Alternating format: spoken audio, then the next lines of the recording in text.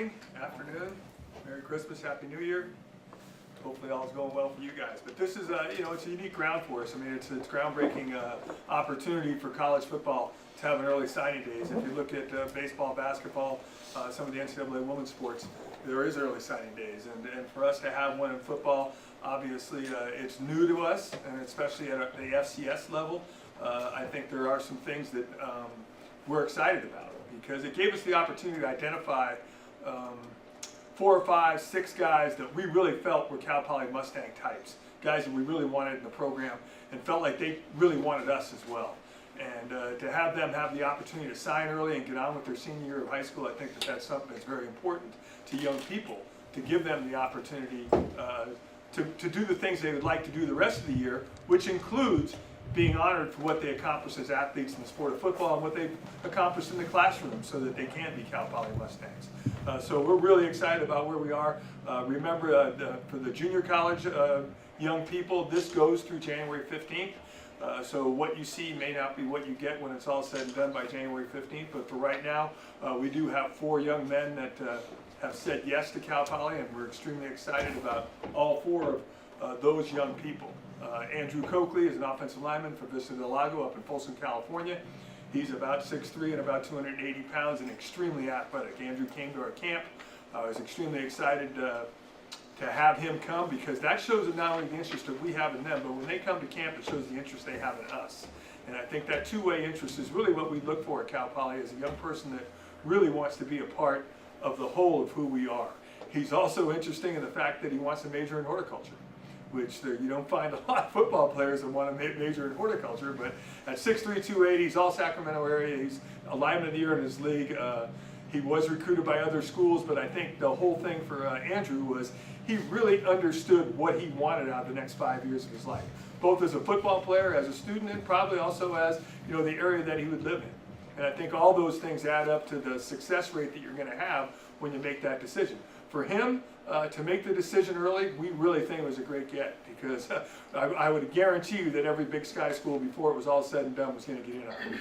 And for us, for him, most importantly, to know that Cal Poly was the right place for him, that excited us, and gave us the opportunity to get him in on a visit with his family, have an opportunity to do a home visit with his family, and really get to know them, and really thank them for giving us the opportunity to get to know them and recruit their son. But more importantly, for him to say, yes, this is what I want to do. I want to be a Cal Poly Mustang. We really think that he has the athletic ability to contribute, and contribute early, and hopefully you'll see that on the film as we progress through this. The next young man is Dustin Grime. He's from Turlock High School. Dustin's got some size. He's probably about 6'2", 205, maybe a little bit taller, right in that range. But he has been clocked as under the 4.5s in the 40. He does play some offense and some defensive there. He's a defensive player of the year in his league. He's an all-area guy. He's also been selected to play in an all-star game, and that's up to them if they want to contribute in that way to an all-star game, and they've earned that honor if they want to do it. But Dustin is a young man that we see as a versatile athlete. He will play to start out with on the defensive side of the ball. He'll probably play outside linebacker. But as you watch his highlights, he can run, he can catch on the offensive side of the ball, he can be a physical player, and the actuality is we can see him growing into what we call as our rush linebacker, as well as growing into possibly an inside linebacker. We think he's that versatile, an athlete and a football player. And for him to commit early to us is another guy on his visit, and you can just see the glow on his face and in his face when we sat in my office on the visit, and he said, yes, this is what I want to do. And this day and age, there's so many people out there, as you follow college football recruiting and you follow recruiting in general, yes doesn't always mean yes. But when we get yeses at Cal Poly, it usually does mean yes. And I think that his yes really, to me, was so sincere about this is what I wanted to do. It makes you even embrace him even that much more, because of the embrace that we felt from him and his family. So we think he can be a contributor, and can be a contributor early. I think he's a football player, kind of in the category of what we have with Jason Lee right now. And we think Jason Lee's a heck of a player. But Dustin is a guy that we really feel like, because of his size at 6'2", 205, his potential is untapped. He's potentially going to be a dominant player in this league, and that's exactly what we see in him, and I think it's exactly what we will get when he gets here. So we're excited for Dustin, and look forward to him arriving in August, but most importantly, again, it's a great congratulations to him for his choice of being a Cal Poly Mustang. The next young man, Caden Ochoa, is from Bakersfield High School, and if you don't know who Osvaldo Orozco was, he played here from 1995 to 1999, and he played with a great football career here. If you go into our linebacker office back there, there's a photo of him with the American flag, and just a guy that you have so much respect for, and especially even in my background, having coached at West Point, but more importantly, having a son that served and also did some action in the Middle East. It's inspirational to me what Osvaldo did after he completed his degree here and completed playing. He went and did his deal, and unfortunately ended tragically in 2003 as he was killed in Iraq. And his teammates have never forgotten him, and Cal Poly football will never forget him. And in his memory, 4 of his teammates, led by Tom Voorhees from Spico Solutions, is the name of the company. They have sponsored a scholarship in his name, and they would like it to be from the Valley, and maybe even in particular from Bakersfield. But the reality is we're able to assign that to someone that we think is fitting. And Caden Ochoa will be the very first recipient of it. He's a safety quarterback, played a little bit of everything on the offensive side of the ball, an athlete from Bakersfield High School. The drillers in Bakersfield have been known for great football players in their past, and we really feel that Caden is going to be an excellent football player for us. He too also came to camp, as well as Dustin did, I believe, too. All 3 of these young men were at our camp, and all 3 of them showed tremendous interest in us. And Coach Stewart, our safeties coach, really liked how fluid he was at safety. We do think he's going to have to get in the weight room, but right now he's involved in being the point guard in his basketball team, which is always a tremendous combination of being a defensive back and being a point guard in the basketball team. There's a lot of things that go hand in hand with his athleticism. But we really loved how he plays the game, how he leads the game. He's extremely intelligent with the game of football itself, which really we need in the back row. Somebody with that type of a voice back there that can help us make sure we get lined up right. And I know one thing, Osvaldo Orozco, I know he's up there looking down, and he thanks his teammates and Spico Solutions for what they've done, but I'm sure he's going to be proud to see Caden Ochoa and what he brings to the table as far as being a Cal Poly Mustang football player, hopefully in the same tradition that Osvaldo did for Cal Poly back in the 90s. So we're real excited about what he has to brings to the table again, and look forward to him being here and being a safety that gets ready to compete and compete early in his career. Lastly, we have Kevin Howell. Kevin Howell is a transfer from Nevada via Thousand Oaks, and 2 or 3 years ago now he actually came to our camp, and he was our #1 corner. And unfortunately, he had Montana, he had Nevada, he had a few other schools. They were in on him. He came to our camp, did a great job at camp, but committed somewhat early after that to Nevada. And after 2 years at Nevada, he has decided a coaching change, which often is difficult for young people as well.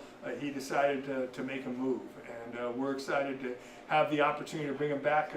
You know, the old saying is, you know, once you feel good about somebody, that you should look at him again if you have the opportunity to. Well, Kevin comes back to us, and I think he'll do a tremendous job for us at the cornerback position. I know he's excited for a new start, a fresh start, and we might have been in second place a couple of years ago, but there's no question that he wants to be a Cal Poly Mustang now. So he'll actually be here for spring football.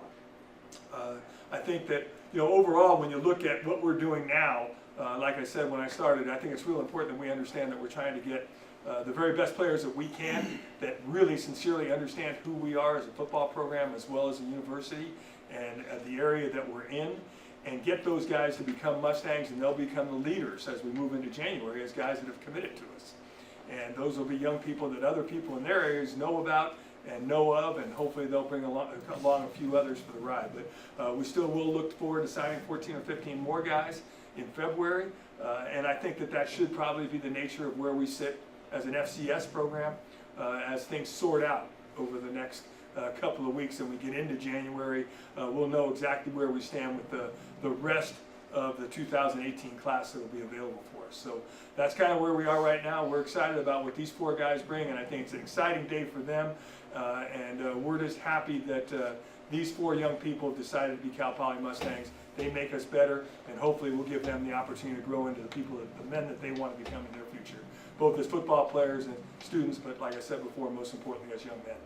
Yeah, I just wonder if you could talk a little bit more about Osvaldo and kind of what went into that that scholarship and picking Sorry, I forget. Caden Ochoa? Yeah, beating Caden for that, and I guess a lot of it's due to where he's from and stuff. So just elaborate a Yeah, bit more on that. but the two things are somewhat separate in the fact that Caden was offered because he's Caden Ochoa. Right. We happen to have this great contribution that's made to us by four of Osvaldo's teammates from Spico Solutions that allow us to take that and assign it to somebody from the Valley and hopefully someplace in Bakersfield. Okay. And I think the thing that's cool for us, I mean, Coach Sadat has coached here 3 times. And he had coached during those times with Tom Voorhees and the group of guys that have made the contribution. And I think that they saw that as something that they wanted to do for Osvaldo Orozco and who he was to keep his name alive for as long as Cal Poly football lives. And I think it's a great honor. And you know, if I'm Caden Ochoa, I'm feeling pretty special right now to be the very first recipient of that scholarship. So we're excited for him, and we're real thankful to Spico Solutions and what they've done as far as making this a reality. Dustin, you know, like I saw the film and I watched it before. Really versatile guy. Do you see him kind of that end position? Any chance of getting him, like, I know you, Jared Muhammad had some shifting from linebacker to fullback.